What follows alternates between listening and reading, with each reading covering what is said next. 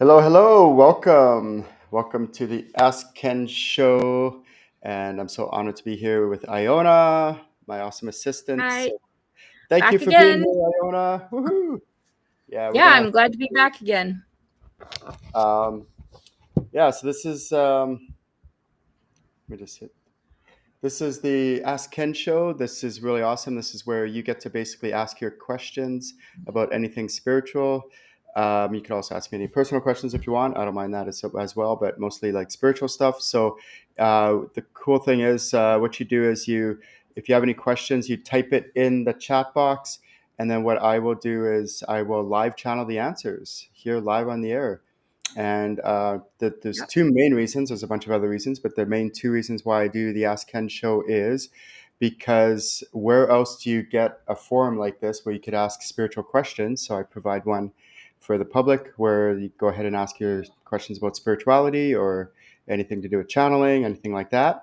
And then also, um, it also I can emulate for my students that hey, you can live channel too, and you can make it a normal everyday part of your life. You don't have to do any weird like seance kind of stuff or weird stuff like that. You could just make it integrated into all the areas of your life, like when you're grocery shopping, hanging out with friends, going for family dinner, when you're commuting, or any other time in your life when you're walking down the street, or you meet some people at the in the lineup. You could be channeling then and make it a normal everyday part of your life.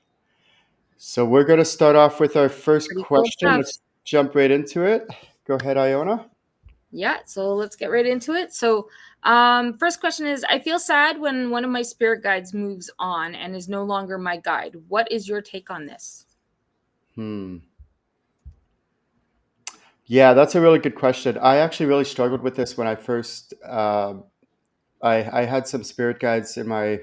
So I've been teaching people how to channel for 20 years, and when I started doing this, there was nobody out there doing this, and I was like doing what I was doing to this extent, and I had nobody to teach me this, nobody to reach out to. So I was trying to figure this all out by myself, and what happened was I had like certain spirit guides at that season, that time in my life, but I didn't know that they were going to change. I thought they would be like that for the rest of my life.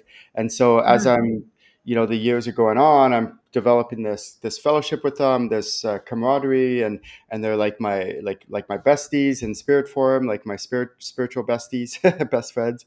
Of course, I had human best friends as well, but and please make sure you also connect with live incarnated humans. That's really important. I have to tell some people that because sometimes people just want to like live in the spirit realm. And anyway, so I was like connecting and fellowshipping and getting to really know my spirit guides on a very intimate level. And then one of my spirit guides that I was very close with actually ended up stepping back. And I went to like massive grief for like months, where I was like crying. I was really upset about it all. And I thought, like, I was like, oh man, like I can't believe they left me, and I felt all this sadness. But what I didn't realize until many years later, because I didn't figure this out right away, was many years later I figured out, oh, it's actually a good thing when they step back, because then another one usually steps forward to help me with that next phase of my evolution. And so now what I teach my students to do, like I tell them about this, I teach them about this in my workshops, Mhm. is that when you get a new spirit guide, or when you get one spirit guide that steps back, try your best just to honor that, like thank them. They don't leave you, they just step back.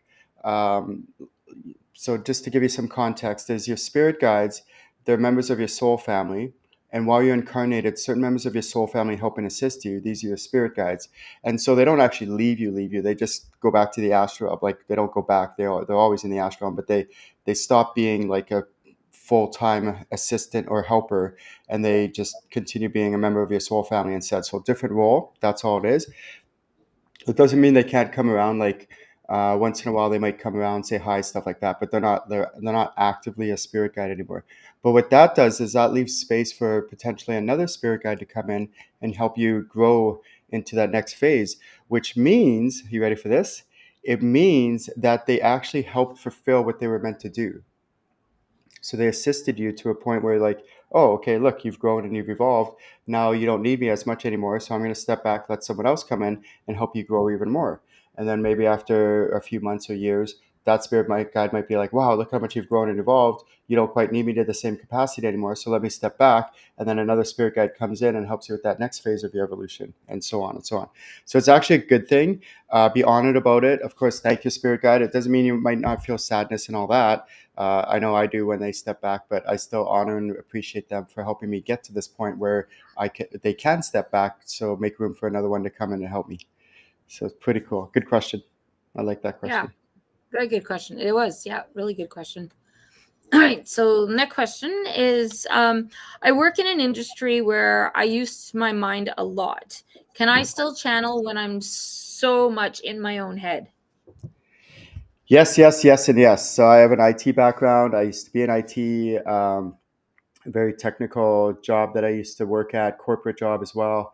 And the way to do it is, I tell people we can all try this right now. So if you're watching, and if you can, you have an opportunity to do so. I'm going to get you to take a deep breath into your body. So I'm going to just get you to go and then breathe like into your body and try to drop into your body. And the body is where the magic happens. Like most of us in Western society, we live and operate probably 90, 95% of whatever in our head. And we're constantly like in our head. Like it doesn't matter what industry we're in.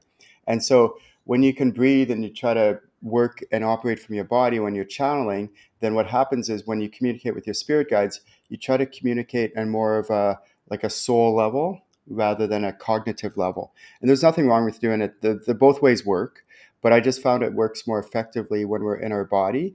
And so let's say I'm an engineer and I'm at work and my job is like all head stuff. What I could do and what I used to do when I was corporate or work in IT was what I would do is I would take a deep breath and then I would drop into my body and then I would connect with my spirit guides, and then I would continue working on my computer or doing whatever IT work I was doing. So definitely, if you are in any kind of like sciences or a doctor, I don't know, whatever it might be, anything where you use your head a lot, please try using channeling with it. And the trick to that, or the pro tip, if you're watching this, is to drop into your body on purpose, like take a deep breath, drop into your body, connect with your spirit guides, and then continue working. And if you do this throughout the day, many times throughout the day, so I might, when I first started doing this, I would do it like 10, 20 times throughout the day where I would take a deep breath, drop into my body, connect with my spirit guides, continue working. And then I would end up finding myself, few like half an hour later in my head, "Ooh," you know how the head is. "Ooh." Mm-hmm. Mm-hmm. And then I went, oh, wait a second, drop into my body, take a deep breath, connect with my spirit guides, continue working. And then what happens though is if you keep doing this month after month, year after year, then eventually what happens is it becomes integrated into your body where you just naturally are in your body and you embody channeling instead of like it being an intellectual thing. And then you'll also find another big advantage of dropping into your body when you connect with your spirit guides is that you'll find that your accuracy increases quite a bit. You tend to be more accurate because you're not trying to over analyze as much second guess double, like you can feel the answers that when they come in there's more of a embodiment kind of without getting into all the different clairs, but it's more of an embodiment way of channeling your spirit guides rather than just an intellectual way. So please, please, please, if you tend to be one of those people that are in your heads, try to drop into your body, try to do this on a regular basis. I call it a soul to soul connection. When we channel our spirit guides, yes, we could channel it through our mind, but it's much more powerful. Is what I found is if we try to connect with with our soul to the to the spirit guide, and that's what I call. So if you're taking notes and you're watching this, write that down: soul to soul connection, drop into my body, and it really does work. One of the things I really pride myself on because I have an IT background is making spirituality practical, making channeling practical. It doesn't have to be all woo woo like it can be, and don't get me wrong, I love woo woo stuff. But if you could just integrate it into your everyday life, please try doing that. And I used to channel at work all the time. I'd be in board meetings channeling. Uh, you know, uh, my spirit guides would be like, Ken, tell them this. I'm like, what, really? They're like, yeah, tell them this. I'm like, okay. So then I'd like put up my hand and I'd be like, I have an idea. And then they'd all stop and look at me, and then I would tell them my idea, and then they'd be like, wow, Ken, that's a brilliant idea. Like, where did that come from? And I'm like, oh, it just kind of came to me. wink, wink. Meanwhile, I'm like channeling their spirit guides, channeling my spirit guides. And it's an everyday normal part of my life now. And that's what I want for all of you. I want it to be where if you are with people that are into spirituality and you want to share, hey, you have this spirit guide here and this spirit guide helps with this, and you have this other spirit guide there, or a past life reading, you do a past life reading on them, stuff like that because they're into that and they like that. That's great. You could do that. But if you're around people or in an environment, situation, circumstance where it wouldn't be appropriate to be, sharing this out loud, you could still be channeling behind the scenes. But you should never turn off your channeling. You should never shut it down. Always keep your channels open and make sure you're channeling safely and properly, of course. But you should always just make it where you don't. Eventually, I want to get all my students to a point where they don't do channeling. It's not like, okay, I go to work, I do the chores, I go shopping, hang out with, I go exercise, like I do all these things, and channeling is one of those things that I add to my daily to-do list, and that's great. At the beginning, you might need to do that, but eventually I want to get you to a point where you've practiced so much that you just become channeling, where channeling is Yeah. just it's just integrated into your everyday part of Second life, nature, it's natural, yeah, natural. habit. And then when you're at the grocery store, you're channeling. When you're at the, doing your chores, you're channeling. When you're hanging out with friends, you're channeling. Because it's an integrated part of you. When you're exercising, you're channeling. And that's the way I live my life. And that's what I Mhm. eventually want, where I try to get all my students through to what, as they're going through this journey, is to where they integrate channeling and make it a normal everyday part of their life. Who wants that? Woo woo. Yeah, So if you're watching this, super this is exciting. the Ask Ken show.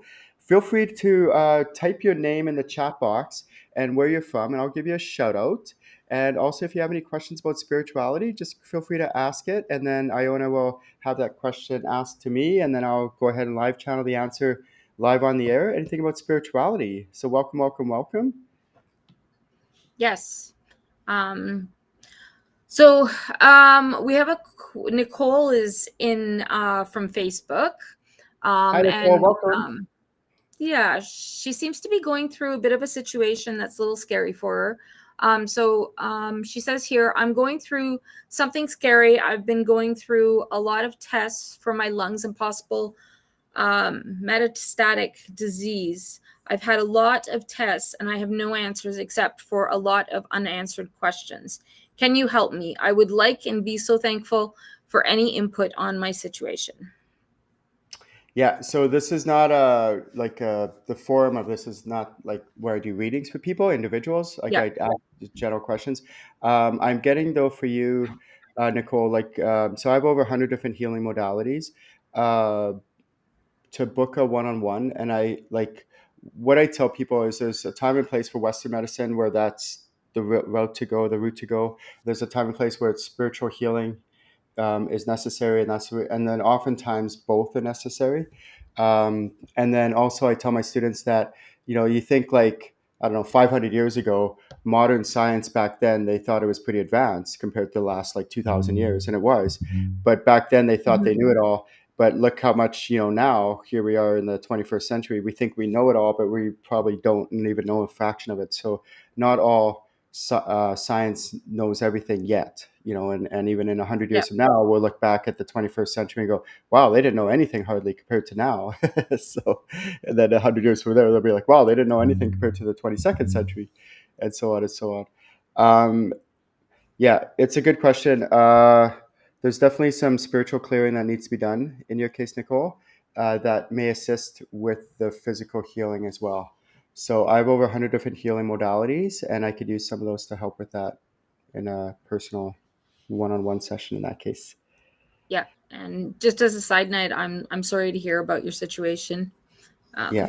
Hopefully you'll get some answers soon though. I do recommend booking a one-on-one with him. Ken is amazing and does phenomenal work. I've been taking a couple of his channeling courses, which he also offers. And they've been great. Like they've been life-changing for me. Yeah, and if you're watching this, also I have my monthly Ascension group healing, where it's a forum where uh, people from all around the world log into Zoom, and I just do mass amounts of healing for 1 hour straight, and also tons of spiritual upgrades. It's phenomenal. It's the second Yeah. Wednesday of every month if you're in North America, and it's the second Thursday of every month if you are in Asia or Europe. So yeah, tune into that. That's a really great way to keep up on your spiritual hygiene. Plus, it's a Yes. great way to every time we go deeper and deeper with some of those like deeper rooted things like childhood traumas and past life healing that needs to be done, or timeline healing, or Akashic records healing, and so on and so on. So yeah, that's a Yeah. really great place to get all that. Oh my goodness, so many things, so many things. Yeah. Yeah. Caroline Post. Hi, Caroline. She's an old client of mine. I want to say hi. Hello. Thank you for tuning in. Yeah. So she's Um, asking, what is her blind spot right now? And P.S. I channel every day. It's important. It is yeah. very important. Thank you for one of the cool things. Like, I really try to, once I teach my students how to channel, I say, okay, now just try your best to practice every day. Make it a habit at the beginning until you integrate it and it becomes a natural, normal part of your life.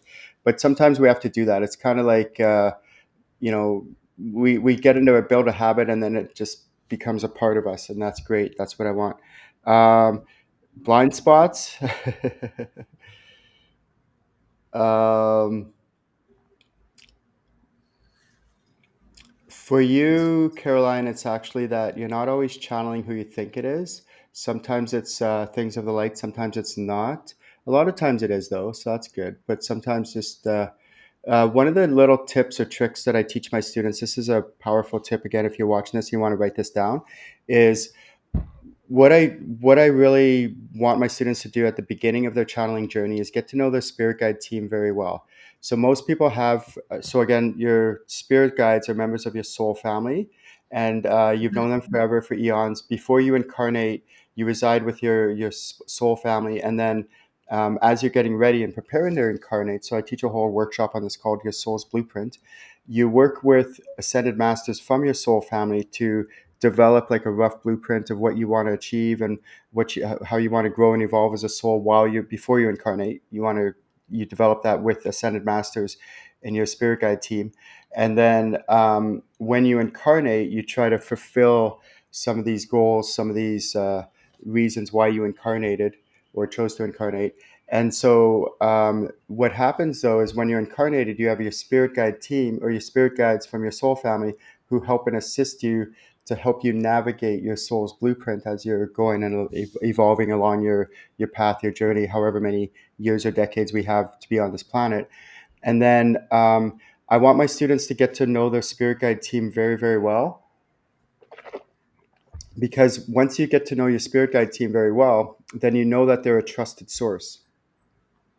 And then Mm-hmm. this way, if something tries to come in and you're not sure if you should channel it or not, you already know your spirit guide team and you could trust them. So then you could ask them, hey, is this thing safe for me to channel? Yes or no? Like, should I channel this? And they might say most of the time it might be yes, but the odd time or the rare time it might be no. So then you honor that and you'd be like, no. And then you get rid of that, use one of the techniques I developed called the expulsion command, where you expel it, you get rid of it so it doesn't bother you or affect you anymore, and things like that. But you always want to make sure that you're channeling things that are of the light and you're always working in the light, hence the term light worker. But if you don't know your spirit guide team, then you don't know a trusted source, and then they can't verify for you. But if you do know them, then they can help verify what to channel and what not to channel, because there's a lot of different kinds of things out there. Some of them of the light, some of them not. There's a lot of different kinds of beings out there. Some of them of the light, some of them not. It would be ideal to just say, you know, oh, as long as I just set the intention, everything will be fine. I haven't found that works. Another thing that I've also found or heard recently is that, oh, we're all just one, so it all just comes from source. I don't disagree with that. That can be true, but also there's some things that are not necessarily we might be all one and connected, but there might also be some things that are not of the light that could still be affecting us as well. So it could be both. Like, so yeah, just know that in the ideal world, everything would be all love and light and rainbows and unicorns and all that other stuff. I haven't found that to be true. I found that there are things out there that aren't necessarily as healthy for us to be channeling or connecting with. And I had to learn that the hard way in my early 5 to 8 years when I first had my spiritual awakening. And again, I had no one to teach me this and teach me how to channel. And then what was happening was these things that were not of the light were like deceiving me. They were telling me to do these things and I would do them and then they would work out horribly. And I would just be like all devastated and it would have real world consequences. Like, you know, getting into an argument with my boss, or breaking up with my girlfriend, or whatever, and all these things. And then they would tell me to do these things, and I thought they were good for me. Like, these things I was channeling were of the light, and they weren't, because they were deceiving me and tricking me and all that other stuff. So once you know your spirit guides, you can avoid that, is what I'm getting at.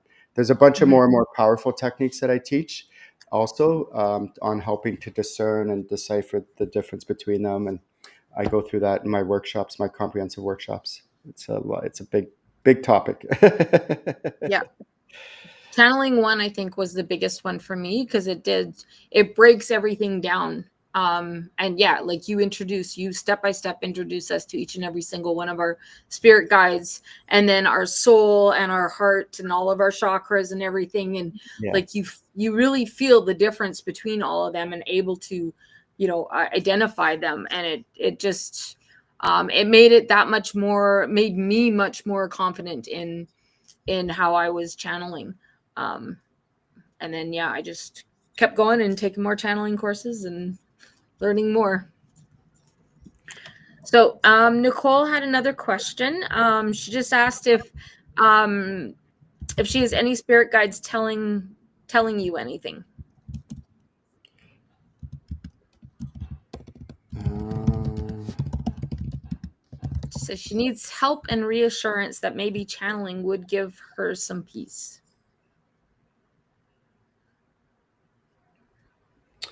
yeah, thank you, Nicole. That's actually a really good question. Let me tell you,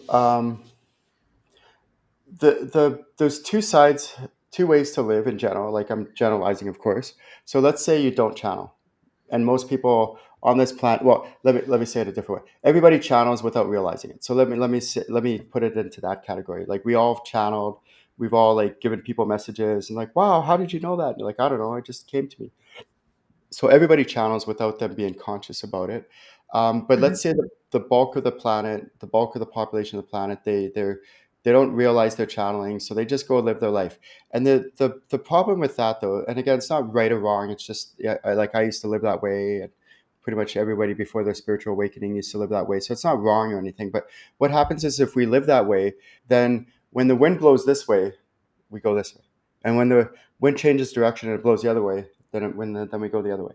And then whichever way the wind blows, is that's the way we go that day or that week or that month or whatever. So we're just constantly being, like, floating around, living our life, doing the mundane, going to work, coming home, watching TV, doing this. Oh, now the wind blows this way, so I go this way. Maybe I change jobs, I go that way, this way. I don't know. What am I doing with my life? I don't know. I'm just kind of, like, letting the years and the decades go by. I'm getting goosebumps right now. And there's nothing wrong with that. Like, that's the way most of us live. But when Mhm. you know how to channel, then you could ask your spirit guides, okay, when it comes to health, what do you suggest? And then you go, okay, this is the suggestions my guides are giving me for health. So then you do that. And it doesn't matter which way the wind blows or which way, you'd like, no, this is what I'm doing. I'm staying focused on this path. When it comes to career, your guides are like, okay, this is what I suggest for career. So you're like, okay, this is what I'm doing for career or job or work or business or whatever it is. And I'm going to stay on this path, and I'm not going to let anything take me off. And then it doesn't matter which way the wind blows. It's okay. So if you think of back in the day when the pioneers came to, like, I don't know, the New World, like Canada or the US or wherever, and they were like, explore, and they're like, no, we're going out west.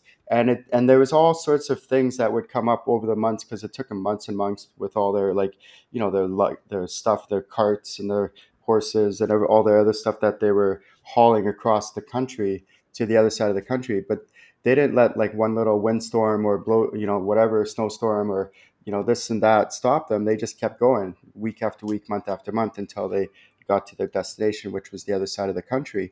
And so that's kind of like us. If we have a destination that we're going for, and we're not going to let anything take us off, but we let our spirit guides guide us along that way, and we might need to make trajectory changes, slight ones, but we know our goal, we know our destination, we know where we're going, we know where we're headed, and we work with our spirit guides on a week to week, month to month basis to allow us to navigate to that destination of us trying to achieve our health goals, our finance goals, our relationship goals, our career goals, and so on and so on.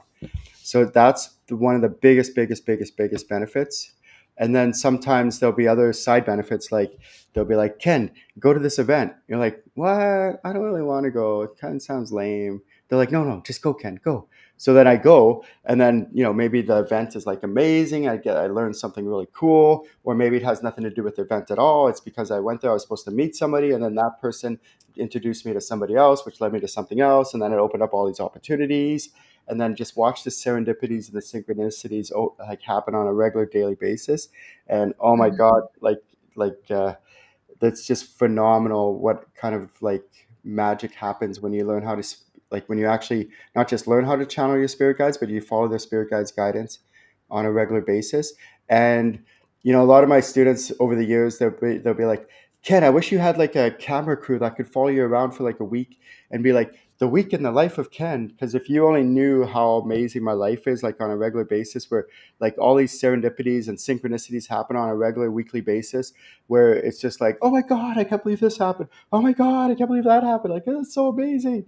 But it's a regular day occurrence for you when you channel your spirit guides guidance and you follow their guidance, and then just watch all the magic happen. Like it's amazing. And yeah, it's like, it's not that my life is perfect, but it's 1,000 times better.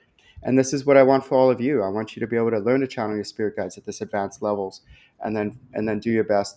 So then the next question you're probably asking, well, how do I know if it's my spirit guides or if it's myself? I teach that, and there's a whole trainings and courses and formal trainings around try to on how to differentiate between the two, and then over time the gap widens. You're like, okay, this is me and this is my spirit guides, and this is me and this is my spirit guides, and that gap widens, and then by the end of the trainings, you're much more confident in knowing, okay, I know it's definitely me because of this, and this. Whereas when it's my spirit guides, it's this, and this, and they're totally different. So it's a big, big gap by the time you get through the trainings. Really good questions. Yeah. So, all right. So Carolyn says thank you, and then Jamie Roddy came in. Hi, Um, Jamie. Welcome. yeah, and she popped in, and she wanted to know. She just wanted to say that you did a sleep healing last time, and it really, really helped her. And she just wanted to say thank you. Yeah, so that was in my Ascension group healing.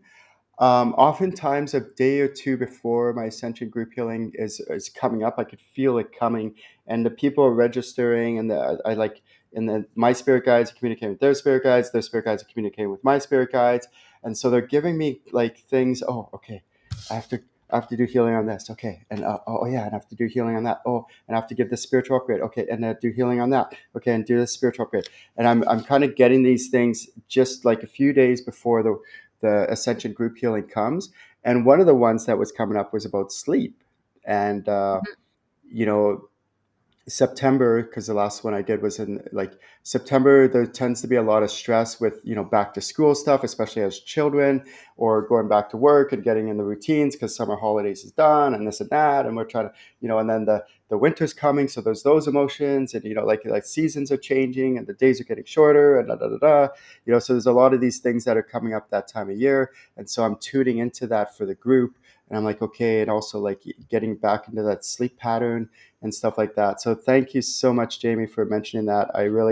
This stuff works, like it really does. The healings that I do on clients, on my students, if you just keep coming back, and watch your life get better as the months go by. It's really cool. Yeah, Very thank cool. you for that. Yeah. Yeah, really cool. So Nicole also has said, so she's wondering, how does she find her spirit guides? And then she also wanted to comment that she's really scared about her health. Yeah. So with spirit guides, let me give you like a basic 101 on how to connect with your spirit guides. So what I suggest you do, so if you're watching this, you could take notes on this.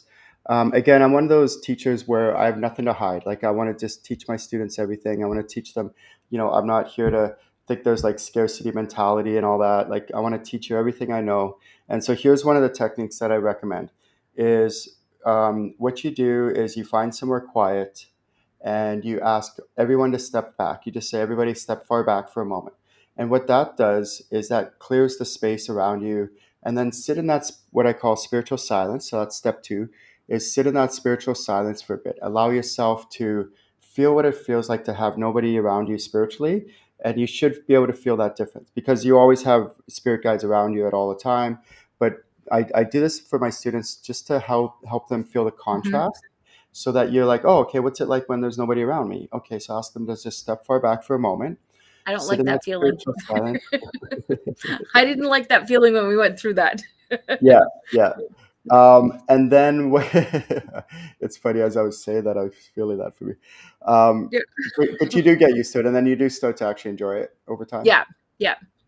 And then what that does is, from that state of nothingness, like when there's nobody around you, then what you can do is you can invite one spirit guide to come forward. So remember, how many spirit guides most people have?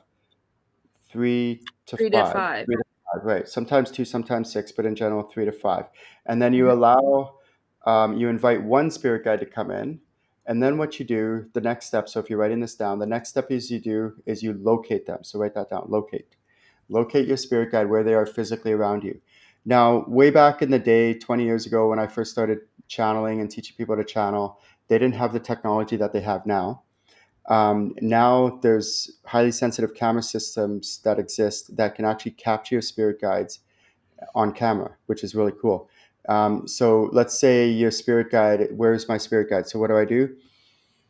I just feel around. Okay, where's my spirit guide? Oh, right here. Okay, it's on this side of me. If we had the highly sensitive camera system set up in my room, we'd be able to actually capture that spirit guide on camera in this location. So it's not made up. You're not making that stuff up. They are real. They're as real as you and I are. And now there's technology out there that can actually prove them. You might have seen them on like ghost hunter shows and things like that. So the technology does exist. And so when you figure out where they are physically around you, okay, let's say my spirit guide's here. I lock in on that spirit guide in my mind, in my body, like I lock in on them, and then now that's my focal point. And the reason why I developed this technique for my students is because when you know where they are physically around you, let's say they're right here, you're more likely to get accurate answers if you keep getting answers from this direction, because that's where they are physically around you. So think of it like a candle flame in a dark room, like a candle. And where's that candle in the room? Oh, oh, it's right here. Okay, well, that's where you're going to focus, is where the candle flame is. They're not a candle flame, they're a soul, but it's the analogy or the concept that matters. And then what I found, the reason that this helps my students is because it helps them to increase their accuracy, rather than they're just mind floating wherever, like randomly in the room or who knows where, in the clouds or whatever. So then from there, then you can actually start to like try to feel the presence of your spirit guides. So your spirit guides are people; they're not angels, anything like that. So I teach that later. That's a different topic. But your spirit guides are people. So then try to feel, okay, what does the presence of the spirit guide feel like? How would I describe the presence? Maybe I want to put my hand out and try to touch them and see what that feels like. How does it, the tactile sensations of when I put my hand and touch the spirit guide? Um, and then how does that change when I put my hand into my guide, when I take it out of my guide? How does that change? Like, what's the feeling difference? Are they a male? Are they a female? How are they here to help me? What area of my life are they here to help me? And then what messages do they have? And then you start to practice this. You start to practice trying to receive messages from your spirit guides. And then over time, you'll get better and better at building your skills and all that. And then maybe another day, another time, another spirit guide comes in. Where's this other guide located? Oh, over here. So I lock in on that spirit guide. This is where my mind focuses. This is where my body focuses to get the answers from this direction. And how is this spirit guide different? Are they a male or female? And then what's their different personality traits? What other area of my life are they here to help me with? And then try to receive messages from the spirit guide on this other different area of my life. Okay, so this is channeling 101. That's not the only way to channel, by the way. I don't claim to be like, okay, the way that Ken teaches is the one and only way. I don't want anyone to think that. But if you have a way of channeling that works for you, keep doing it. If you have a way of channeling that you're trying and attempting, and you're struggling with it, try it this way. And don't just try it once. Give it a fair shot. Like, try it for 2 months or 3 months or something like that. And if you attend like my intro channeling workshop, or my formal, like, full entire, my level 1 workshop that Iona was talking about earlier, I'll go through all this in very details. We'll practice it in the class, and you'll actually get to hone your abilities at way more advanced levels, where it's like 16 hours of training, and it's probably the most comprehensive channeling training in the world. So, like there's a lot more to it than what I'm telling you, but this is the foundation. So play with it. Try to find somewhere quiet to connect with your spirit guides on a regular basis. And I tell my students, like, I'm no one special. I'm just somebody who's practiced this lots, and I'll teach you the stuff the hurdles and the pro tips that I had to struggle with and overcome in my first early days of channeling, so you don't have to take years or decades to maybe figure it out. I'll teach you how to like figure this out a lot quicker, a lot faster, so that you can like basically, instead of going like this on your spiritual ascension, you're going like this. Just like really, let's accelerate that growth really quick, really fast. Yeah, good question. Yeah, it's a good question. Lots of information there and some ideas on how to connect with your spirit guides. It's nice to sit down. I still, even now, I've taken it up to his level 3, and I still every once in a while go back to, just the basics every once in a while and practice just connecting with one of them at a time. And yeah, it's really important to just keep that connection with them and strengthen it as much as you can. Yeah, and thank you for saying that, Iona. I have people in my mastermind classes, and I'm like, okay, let's go back to basics. Okay, in my mastermind classes, okay, let's go back to basics. Remember way back in channeling level 1? Oh yeah, yeah, yeah. Okay, let's just do that. Let's get to basics. Let's get to basics. So yeah, sometimes just doing the basics over and over and over again, like what I just taught you, what I just told you, and if you keep practicing that, within a few months you'll be a lot more proficient at channeling and getting to know your spirit guides and your spirit guide team. Mm-hmm. Yeah. Yeah, definitely. All right, so moving on, Jamie also had another comment here, and I think she's looking for a little bit of a question here as well, but she just wanted to say that her guides told her recently that when she levels up energetically, they do too, and she would love some more insight on that from you. Oh my goodness, Jamie, congratulations. And this is actually very true. There's a fallacy, or what's the word called, a myth, that our spirit guides, they're just these orbs that float around in the astral realm and they're all perfect. They're not. They're people like you and I. They're souls like you and I. So think of you, right? When you go and you die and you cross over, you go back to the astral realm. In the astral realm, we're not just these random souls that float around. We do all sorts of things. We have duties we might do. We might do some learning. We might do some like practice things like arts or music uh, or more technical stuff, maybe like mathematics, sciences, things like that. So we're doing things. One of the things that we could do, it's not that all of us have or will, but some of us could actually be a spirit guide when we cross over and we're in the astral realm. We might actually be a spirit guide for somebody who's incarnated. Not necessarily, not guaranteed, but we might. And when we do that, it actually is very difficult. So we often are mentored by ascended masters in our soul family who help and train us and teach us how to be spirit guides. But we're also working with a person who's incarnated. And so what I tell my students to do, I'm like, please, please, please work with your spirit guides, because it's also helping them. It's helping them with their soul's evolution. It's actually very difficult to be a spirit guide. And by us helping our spirit guides, we're actually, um, helping them with their soul's evolution and helping them to learn and level up, as Jamie mentioned. And so what I do, and this is a very practical tip if you're watching this and you want to write this down, is write down. I call it bridging the gap. Bridging the gap. And the reason why I created this was because way back in the day, I would be channeling my spirit guides and I'd be like, okay, guys, everyone, you just do everything. I'm just going to sit here and you do it all and leave it all up to them.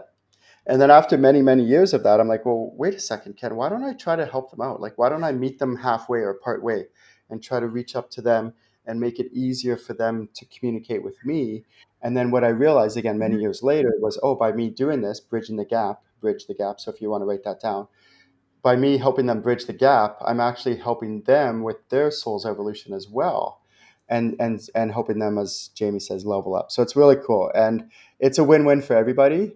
And there's a section actually in my workshop where I say, okay, well, what's the benefit to your spirit guides when you help them, when you channel them? And there's big benefits to them as well. So there's benefits of everybody all around when you channel. Yeah. Yeah, And it kind of goes back to, the beginning of the live here where you were talking about like, that your spirit guides are they were your best buddies, right? So like with any friendship, it's a partnership. So you've got to have that give and take. So you have to help them, they'll help you kind of thing. So yeah. And I want to it's really clarify. Some people have come up to me, and not just a few, but actually quite a few, where they're like, I just shake my head. They're like, well, I don't want to be told what to do.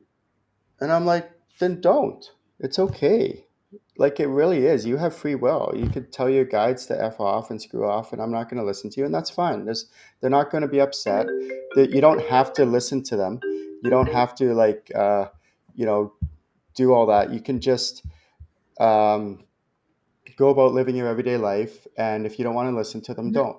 But the way that I look at it, it's more like a collaboration. They're helping to co-collaborate your life, to co-create your life, and they're mhm, here to give you suggestions and give you guidance. And it's up to you to decide if you want to take it or not. But they always, always, always have your greatest good in mind.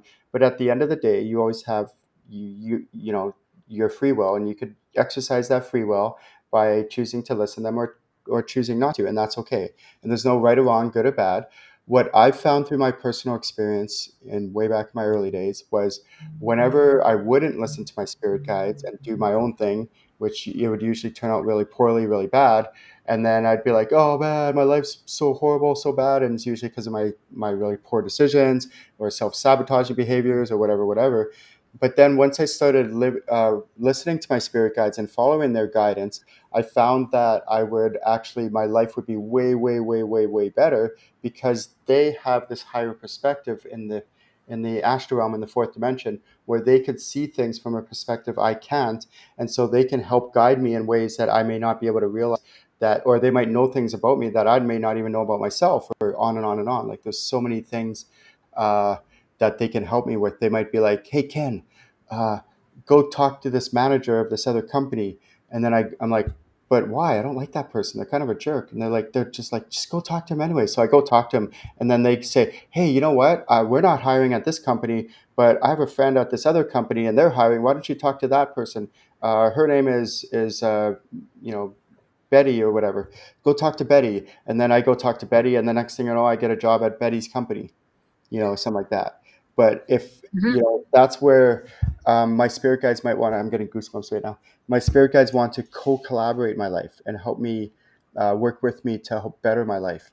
I don't have to listen to them, but I can if I choose to. And if I found from my experience that my life has always, always, always better when I listen to my spirit guides. Yeah, good question. Yeah, Love this topic. definitely a good question. So yeah, it's a fun topic. So Nicole just wanted to say thank you about the whole spirit guides and connecting with them. And then we have Lori Chenger, I believe it's Yeah. pronounced. Hi, Lori. Yes. Welcome. I feel I am being blocked to do what my natural abilities are. Am I to pivot or use them in a new way? In your case, Lori, yes, there are blocks. I want to make it clear that sometimes people think blocks are like all or nothing. The example that I give is kind of think of it like a sink. So sometimes the sink is plugged, so there's a block, but it's not a full block; it's partial block. So the water will eventually still go down, but it might not go down as much as it should or could. And then there are times when it's a complete block, and like that water is going to be there forever, and you need to call a plumber or something like that, or do something to get that water moving again. So yes, Laurie, in your case, you do actually have some blocks. That's where either one-on-one or my Ascension Group Healing can help you clear those blocks.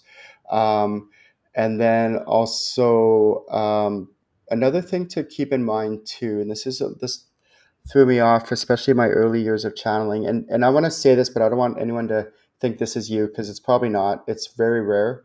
It might happen once or twice in your lifetime. So what would happen with me was I'd be channeling my spirit guides. I'd be channeling them a certain way. Everything would be fine and dandy. I'd be like really confident, really accurate. Just channeling them, rocking, channeling, woo woo. Everything's going fine. And then all of a sudden, boom! Like something would happen, and I'd be like, "Oh my god, I'm disconnected. I have no connection with my guides," and oh, I'm freaking out. And then again, I had nobody way back in the day to help me with this. And what happened is I realized that it wasn't that I was disconnected or had a block or anything like that. It's that the way I connected with my guides all of a sudden, for some reason, just shifted and changed. And then what I had to do is I had to relearn or update to the now. I had to relearn how to connect with my spirit guides now, which was different than it was before.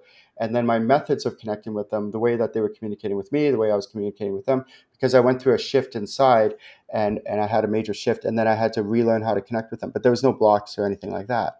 And then after I relearned how to connect with them, I'd be, the years would go by and I'd be connecting with them really confidently. I'd be, woo, woo, channeling's awesome. Everything's good. I'm like getting clear channeling and all that. And then all of a sudden, like, I don't know, maybe 8 or 10 years later, all of a sudden, boom, everything would shift. And I'd be like, what happened? I'm offline. I'm disconnected. I can't connect with anybody. It's like, what's going on? And I was freaking out. Do I have a block? Is this what, all this stuff? And then, a few months later, I'd be like, well, why don't I try that, try this, try that, try. Oh my God. Yeah, I actually am connected. What I realized was I wasn't offline. I was still connected, but everything shifted. And the way that I used to channel and connect with my spirit guides changed. And I needed to figure out what the new way is. And then once I learned that new way, then I was off to the races again. And so this happened to me about 3 or 4 times in the 20 years of my spiritual awakening. And now, then, when it does happen, I don't panic.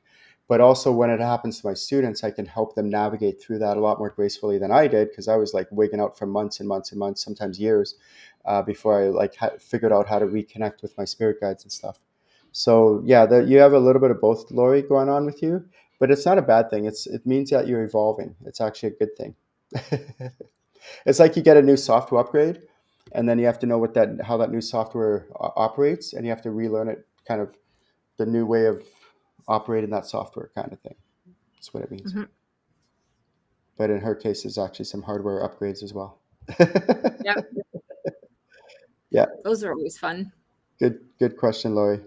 That's I've never actually answered that question ever online or on air, so that was the first time. So thank you for that. Yeah, it was a good question.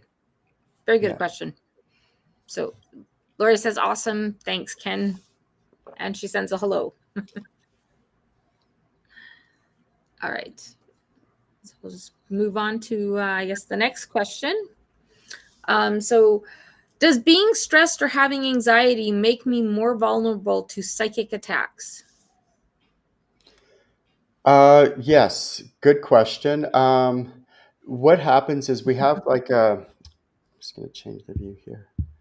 We have like what's called like an auric field. Our auric field is our primary sense of protection or line of defense. It's not the only one. There's a whole bunch of more. There's your toroid field. Your chakras are involved. There's a bunch of other aspects of you that affects your protection or basically your container, if you want to have it that way. So for those of you that are empaths, this also applies to you as well. If you don't want to do anything that's going to affect the integrity of this protection system. So, for example, if you think of like Star Trek, where the ship, the spaceship, would be flying through space, and then you might have the Romulans or whatever the bad guys, so called, that might be attacking the spaceship, and they're trying to fire their weapons against the shields, and then the shields are going down from 80% to 70% to 60%, and then eventually the 10% is getting critical, and the next attack from the bad guys, the weapons, the lasers or whatever, is going to basically make them vulnerable.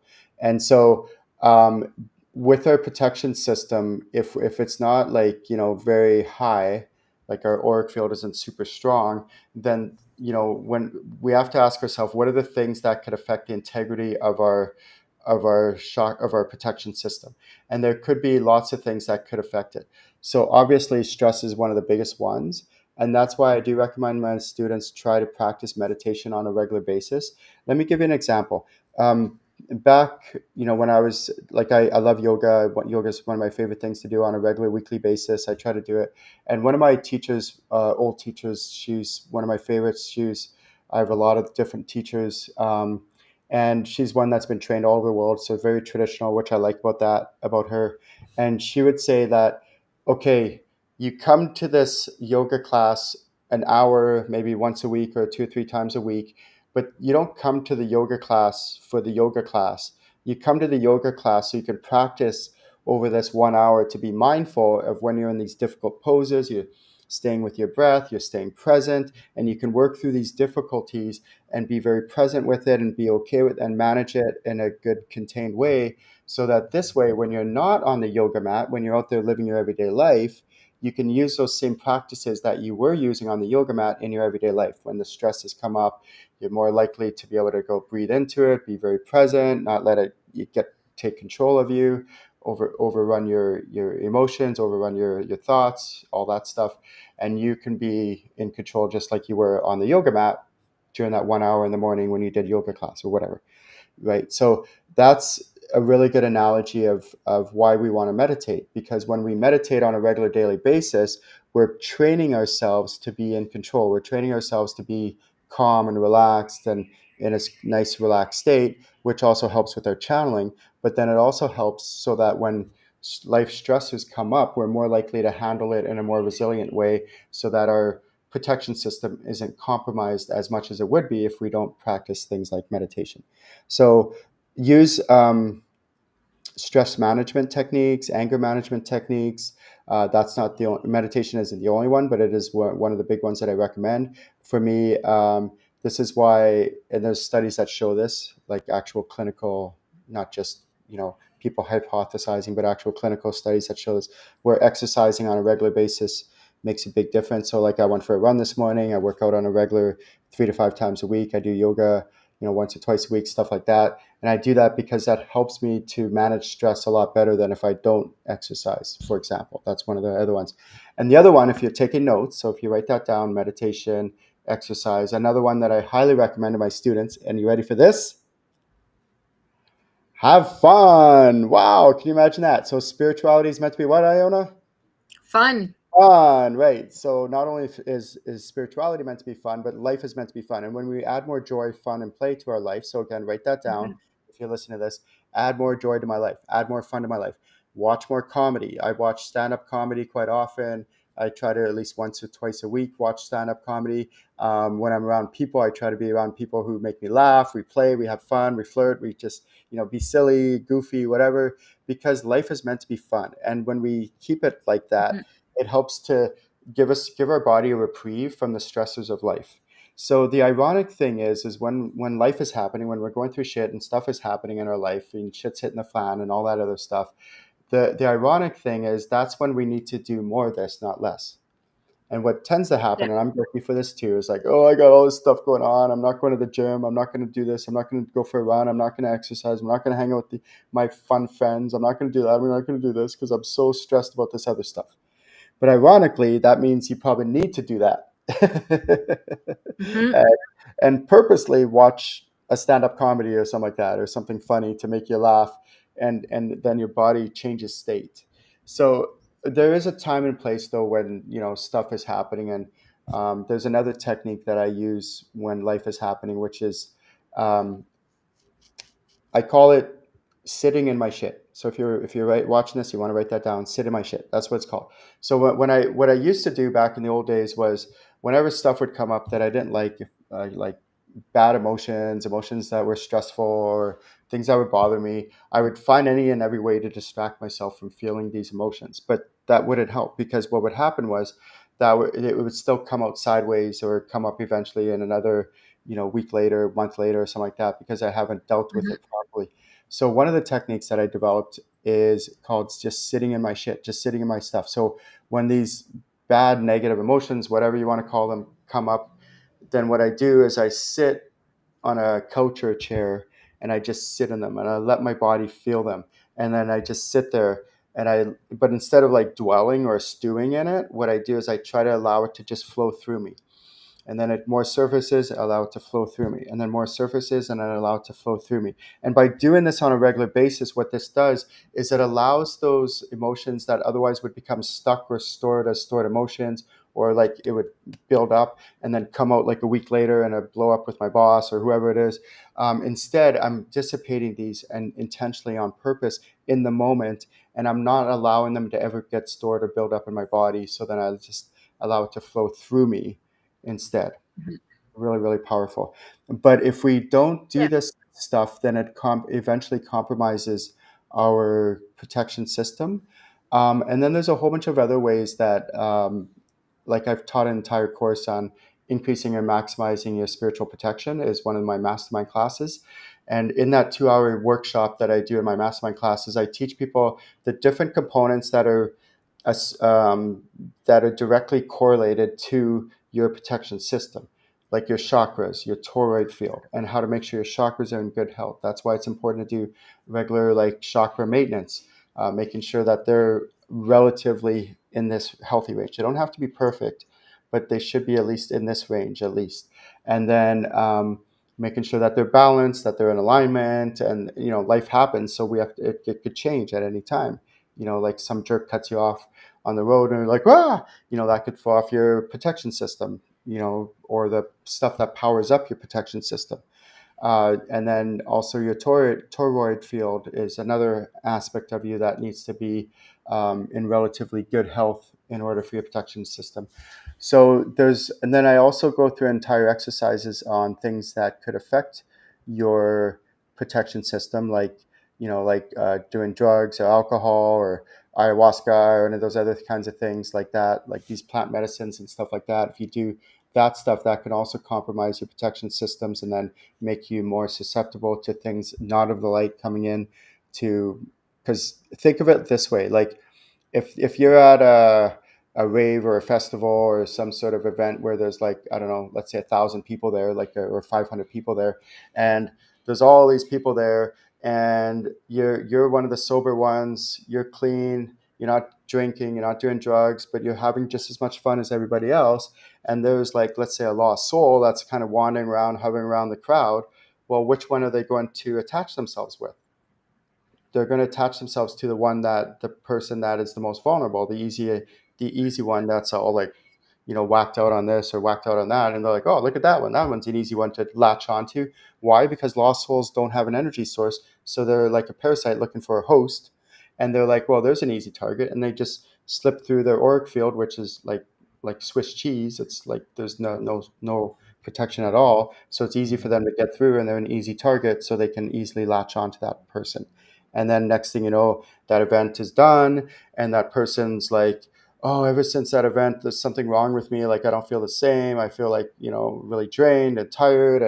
And there's, you know, I haven't been able to be myself anymore. I don't feel like, and then I scan that person, like maybe they eventually come to me and I scan them. And I'm like, oh shit, no wonder you have a lost soul attached to you. Of course you're not going to feel that good. Like, what happened? And they're like, oh, I went to this rave like a month ago and haven't been the same ever since. I'm like, oh man. So what do? I detach that lost soul, I cross it over, and then I check out like their auric field and their other protection systems, and it's just shot. And I'm like, well, of course you're always tired all the time. Like, not only did you have that lost soul sucking your energy, but you also have like big gaps and tears in your auric field, and you're leaking energy like a sieve, and on and on and on. And I could just, yeah, I've seen it all. Like, it's bad, bad, bad. So there's lots of things that can affect our protection systems. But the opposite of that is there's lots of things we can do to maintain a good, healthy protection system. What are they? Just optimal physical health. So like exercising, eating healthy, diet, meditation, good like stress management practices, laughter, joy, and that's the way I live my life. And I rarely have to deal with this stuff anymore because I purposely do stuff that's preventative or preemptive, and it's a really great way to live as well too. It's just optimal health. Yeah, great question. Yeah. Basically living in the light.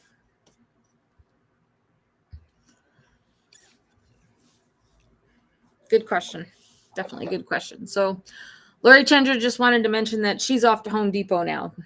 Thank you.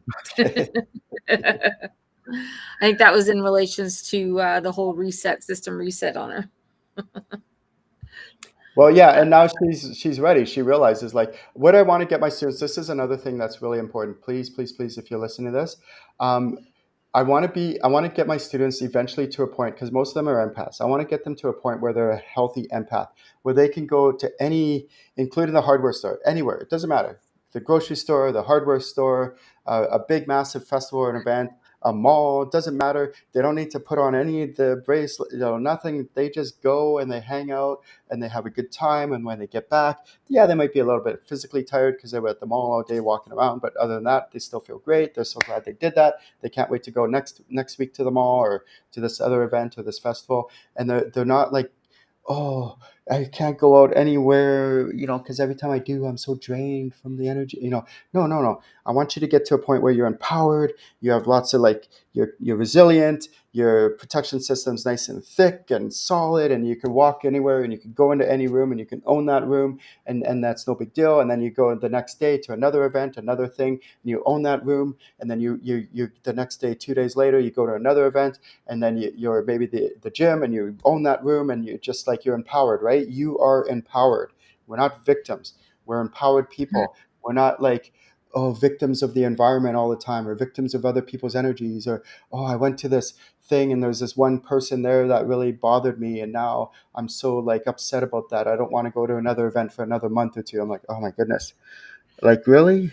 Really? Like, we don't want to live like that. We want to live like, no, I can go anywhere and it doesn't matter who is there or what kind of environment's there. I'm empowered and I take control of me and my bubble, my container, and I can mhm. just, feel great after the experience is done, whether that's the mall or some sort of ecstatic dance or some sort of other Yep.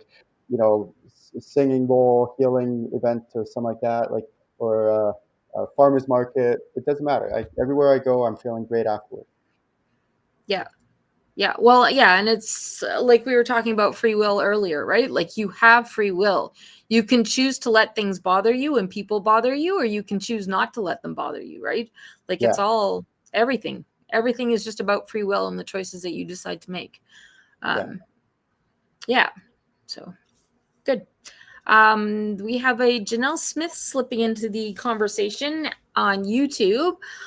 She's just wondering if there's any messages for her from spirit ancestors and ascended masters, maybe guides. She knows they're out there, but she'd like to communicate with them better. Aw. Yeah. So this is not a forum rate on this event. I do other events where I have my students do spirit guide readings and stuff like that. Um, Mhm. what uh this is more of a forum where I give like I answer spiritual questions about, like, what are your spirit guides, how do soul families work, or anything like to do with spirituality. And I just went through, you might have missed it, Janelle, so if you go back to the replay of this and you watch the beginning of the Ask Ken show, I actually go through step by step on how to connect with your spirit guides, find somewhere quiet to go and connect with them, how that process works, and try practicing that for now. But I do recommend start with your spirit guides. You can always get to ascended masters and angels and all that stuff later. Why? Because you want to get to know your spirit guide team, because then once you know them, then you know they're a trusted source. And then when you try channeling other things, then you know if they're of the light or not. So I always suggest start with your spirit guides first. But yeah, really good question. Thank you, Yeah. Jenna. And if you Thank you really for want to tuning dive in. into it, you can certainly take Ken's channeling courses. I'm at level 3, but level 1 is definitely a good starter for anybody. Even if you don't want to be channeling or doing messages for other people and stuff, level 1 is a great one just for yourself to know how to recognize your spirit guides, your higher self, your soul, your heart, and to be able to feel each and every single one of them, because he takes you step by step through that, and yeah, connects you with all of them, and so that you can recognize them and you can start doing it on your own and practicing. Yeah. Yeah. Yeah. So Awesome. Janelle just wanted to say that her spirit guide is golden yellow. Yeah. Love it. Yeah, love it. So it looks like we are just over an hour. Yeah. Yeah. Welcome. Thank you, everybody, for tuning in. This is the Ask Ken show. Like Iona was mentioning, I do whole formal training please visit my website, channelinginc.com. You can see the website there, the URL. That's the name Mhm. of my company, is Channeling Incorporated. I do this all day, every day for a living. I dedicate my life to empowering people how to channel at really advanced levels, because if you think about how much better the world would be if everyone knew how to channel at really advanced levels and were doing what they were really meant to do with their life. And that's why I do feel like channeling is the foundation to all spirituality, because when you learn how to do it and you know what you're doing and you can do it confidently, then all the other spiritual stuff comes after that, because you know what you're actually doing by channeling. So it's really cool. Mhm. It's really, I'm really passionate about this. And like I said, I've been doing this for 20 years, and there's nothing better I want to do with my life than empower others how to channel and do what they're meant to do with their life. So thank you so much for tuning in. I look forward to seeing you next time, and also maybe at my Ascension group healing or in one of my online workshops. Have a great day, everyone. Thank you all for tuning in. Yep. We'll see you again.